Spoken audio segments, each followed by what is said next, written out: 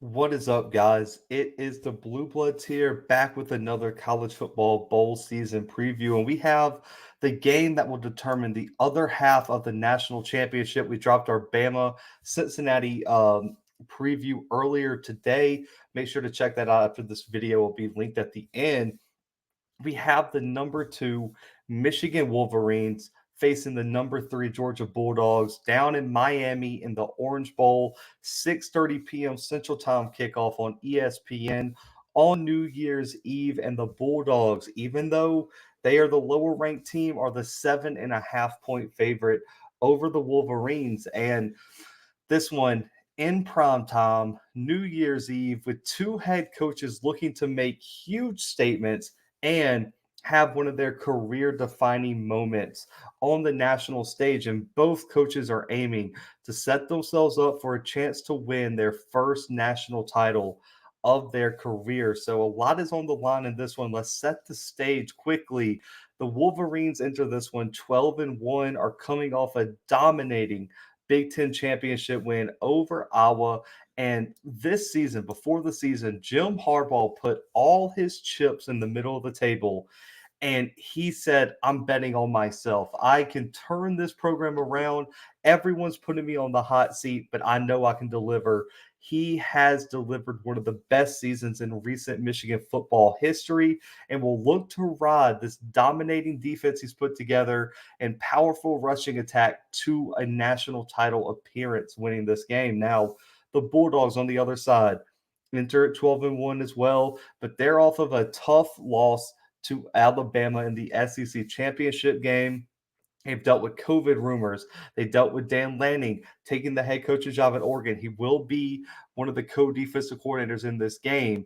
But Kirby Smart's been here before. He's looking to lead the Bulldogs to their second national title appearance under him and win the first national title since 1980 for this Georgia football program on the back of a suffocating defense, man.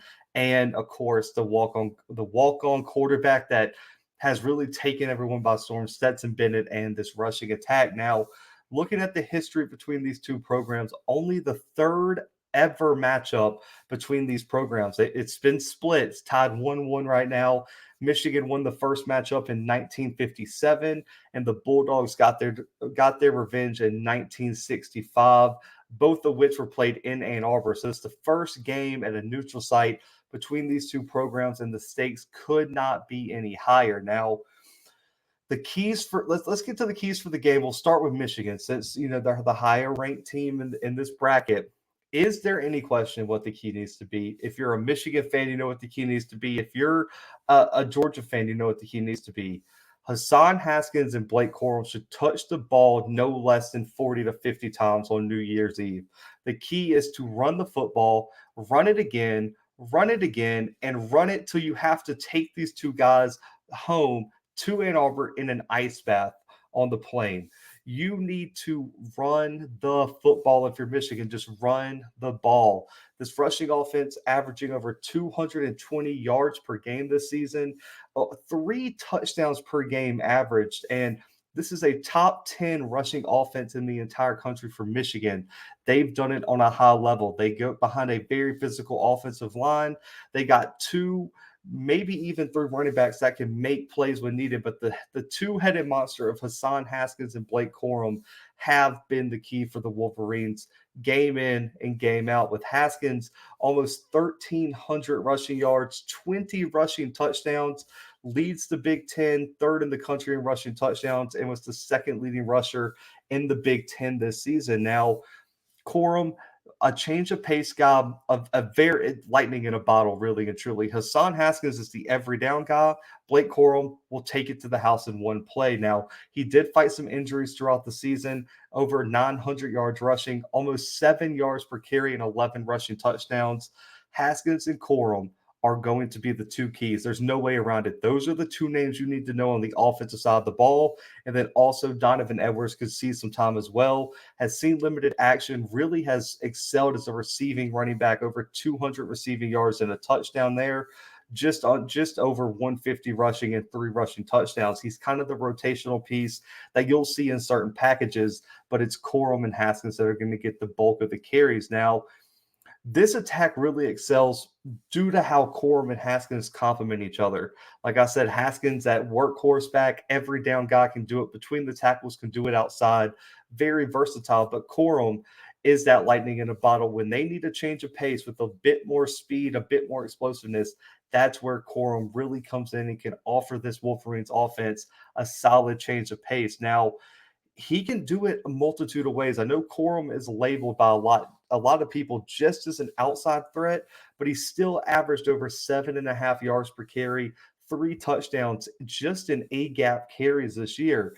But when he does bounce it outside, man, over 7 yards per carry, 7 touchdowns, and 12 explosive runs around the edge of the defense this year. So Corum is going to be key. The more explosion you can have on the offensive side of the ball for Michigan, the less pressure your defense is going to have to stop a solid Georgia offense. You are going to have to run the ball in this matchup. Now, Haskins, he can make his living all over the place, man. Over 6 yards per carry, 7 touchdowns up the middle, but 10 rushing touchdowns and 13 explosive runs off the edge of the defense. Both of these guys can do it a multitude of ways.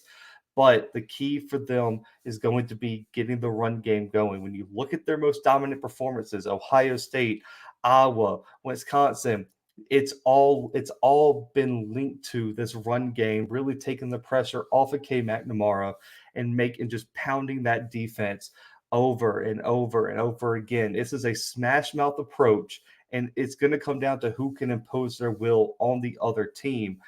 Now, Cade McNamara, he has been able to play very relaxed this year, not much pressure because he thrives on the deep ball. He thrives on what the run game offers him on one-on-one coverage on the outside. All Michigan needs is McNamara to make those handful of plays to win the game. Don't do too much and don't turn the ball over. Those are the keys for McNamara. Over 2,400 passing yards, 15 touchdowns, a rushing touchdown, and 4 picks. All he has to be is the best version of himself. Don't have to try to play with outside of yourself. Play inside the offense. Do what you've done for 13 weeks now. And if McNamara does that and Michigan can establish the run, they have an outstanding chance to pull off the upset down in the Orange Bowl. Now, the key for Georgia, it's going to be the same. I hate picking similar keys, but this game's really going to come down to, if you had to pick one overall theme, who can establish their will and who can play the best smash mouth football. Because the key is going to be to run the football. We saw what happened when their rushing attack stalled out a few weeks back against Alabama. So the Bulldogs are going to have to run the football. This rushing offense is averaging almost 200 yards per game, over 5 yards per carry, and over 2 touchdowns per game on the ground this season. On the flip side, this Michigan defense has only allowed about 120 yards per game and less than 3.5 yards per carry. So it's not going to be an easy task on either side. But it's really not even a by committee approach. It is just a group effort at the running back spot, and that's going to be key. Can Michigan stay fresh enough in their front seven to handle the multitude of running backs that they're probably going to see in this matchup? Starts with Zamir White, then you got James Cook. Then you got Kenny McIntosh. Questionable, but Kendall Milton could be healthy enough to play in this one as well. You have a multitude of running backs that offer a lot of different skill sets as well. Zamir White is that every down guy, over 700 rushing yards, 10 rushing touchdowns. But I think the guy who offers the highest ceiling is Cook, in my opinion. James Cook, he can do it as a receiving back. He can do it as just a every down back, but he's a bit more explosive than the other options. Over 600 yards rushing, over 6 yards per carry, and 7 rushing touchdowns, while also having 3 receiving touchdowns. His versatility outside the backfield when he's in the game really allows Georgia to open up their playbook and be very creative with what they want to call. It's the same thing with Kenny McIntosh, who was banged up in the SEC championship game. He's got over 300 yards rushing as well. 5 total touchdowns on the year, 3 rushing, 2 receiving. McIntosh and Cook offer very similar skill sets. Both are very shifty in the open field, can make you miss an open space. I think McIntosh and Cook really lend their hand to this Georgia offense, really keeping Michigan off balance. And then, of course, Kendall Milton, been banged up most of the season. he could be the X factor if he's back and healthy and able to contribute in a significant way. Now, as much as this rushing offense is a committee approach, any given weekend, multiple running backs can explode, but the bread and butter of their system stems from the outside rushing game. Their offensive tackles, especially Jamari Salter at that tackle spot, have been dominant this season. Off the edge, over 1,200 rushing yards for Georgia, over 6.5 yards per carry, 12 rushing touchdowns, and almost 40 explosive runs generated. It's going to be a great battle, which we're going to talk about in a second, between the offensive tackles and the edge rushers for Michigan. If you allow Georgia to get outside and hit the creases on the outside of your defense, it's going to be a long day. Alabama did a great job funneling everything inside and shoring up that rush defense all game long in Atlanta. So if Michigan can replicate that, it gives them a great advantage. But if you're Georgia, you have to run the football, because the other key is going to be who's at the quarterback spot. Now, there's been a lot of debate: Stetson Bennett or JT Daniels. Odds are it's going to be Bennett, going to be the QB1 going into this one. But whoever leads the offense, regardless, has to be efficient and avoid turnovers. Bennett over 2,300 passing yards, 24 passing touchdowns, and 7 picks. We saw that when he was pressured, he became a different QB against Alabama. He's going to have to be able to work off the run game and get some one-on-one opportunities with some of those big wide receivers that they have out on the edge. So that's going to be the key for Georgia, is to run the football and keep the pressure off of Bennett. These two teams are built almost identical. Question marks at the QB spot in terms of, can they carry the team? Strong rushing attacks, big offensive lines, and a defensive front seven that is terrifying. They are built so similar. It's like looking in a mirror to a point for both of these teams. Now, the matchup to watch, though, Georgia's offensive line against this Michigan defensive line. The clear strength of this Michigan defense is their dominant pass rush. They're going to have a huge test against the Georgia O-line that has had one of the better seasons in the country this year, outside of, some times in the SEC championship game. But this matchup for me is going to play a giant role in determining who wins this game, because if Michigan's edge rushers get loose, they have the ability to single-handedly win the game and wreak havoc. Just ask some of the teams that they've seen this year. Now, the number one key for the Bulldogs O-line is to keep Bennett clean. It was lacking at times in the SEC championship game, and it cost them dearly with some big turnovers and some just missed opportunities. Now, when you look at the stats, you can clearly tell that Bennett is a different QB under pressure, but this Bulldogs team ranks top 5 in the country with only 11 sacks allowed this season. That's a solid output, man. Jamari Salter is going to be the anchor of the offensive line at that left tackle spot. Highest graded pass blocker on this team right now, at almost a 90 pass blocking grade. But Cedric Van Pran and also Justin Schaefer are going to be some other guys to watch. But the X factor on the O-line is Warren McClendon. Can he hang up on the other side of the line? Because you can put Salter on Hutchinson or Ajabo, but Warren McClendon is going to have to pick up the other one. And we have seen multiple times that if you don't block both of them, either one can wreak havoc. Now, when Bennett's under pressure, it changes the game for Georgia opponents. Now, only really one team has been able to get after Bennett the way they should, which was Alabama, and force him into some mistakes. But when he's under pressure, he completes only 30% of his passes, a huge drop in completion percentage. Three picks to only two touchdowns, less than 6 yards per attempt, and a 37.5 PFF passing grade when Bennett is under pressure. It is going to be key for Georgia to keep Bennett off the turf. If you allow Michigan to get into his face, speed up the process, and make him feel uncomfortable in the pocket, it's going to be a long day for the Bulldogs, because this Michigan D-line has been dominant this season. They have the 5th best scoring defense, and it's mostly due to this D-line wreaking havoc. And we have seen them take over games. The Ohio State game, the Iowa game at times, even their loss against Michigan State, Hutchinson and Ajabo had dominant games. Now, Hutchinson, 14 sacks, 15.5 tackles for loss, and 50 quarterback hurries this year, according to Pro Football Focus. Ajabo, 11 sacks, 12 tackles for loss, and 23 QB hurries, including 5 forced fumbles. When they get to the quarterback, they can make huge plays happen and force some big turnovers. Both of these guys ranked top 15 in the country in sacks. Hutchinson, a Heisman finalist, of course, but David Ajabo and Aiden Hutchinson are probably the best edge duo in the entire country.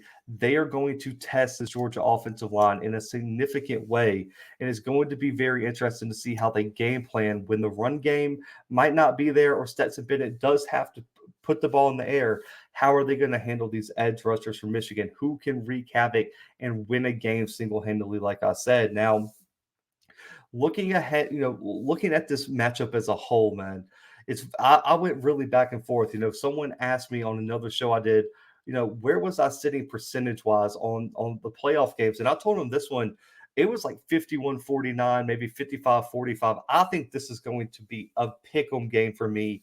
I can see either team winning this game. Now, I'm going to lean Georgia though, just because I trust their defense as a whole more. I think at linebacker is especially where they're strong, and they got some Nakobe Dean, and those guys are on a different level, and their secondary can keep up with the best of them too. I think both secondaries are great. I just trust Georgia to make one more play to win, and also I trust if I had to trust a coach here, Kirby Smart has been in this moment. I think that wake up call was needed against Alabama in the SEC championship. I cannot see them dropping two in a row. So I'm going to lean Georgia in a close one. I do see this being a very, very low scoring game. This is one, if you like high scoring games, the scoreboard lighting up all game, this is not going to be the game for you. I think both teams are going to come in with excellent defensive game plans. Look out if you're a quarterback, man. I think both defensive lines are going to wreak havoc.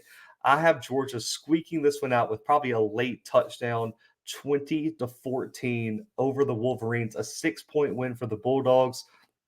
Not covering, but I think this game is a toss up for me, but I'm going to lean the Bulldogs 20-14 over the Wolverines to win the Capital One Orange Bowl on New Year's Eve down in Miami. But guys, this is our other game of the week. So comment your score predictions below, your keys to the game. If you predict the winner and the score correctly, you will win our $100 Blue Bloods Game of the Week giveaway, man. So make sure to do that and subscribe and go ahead and hit the like button on the video. I appreciate y'all tuning into the Blue Bloods for all your college football content.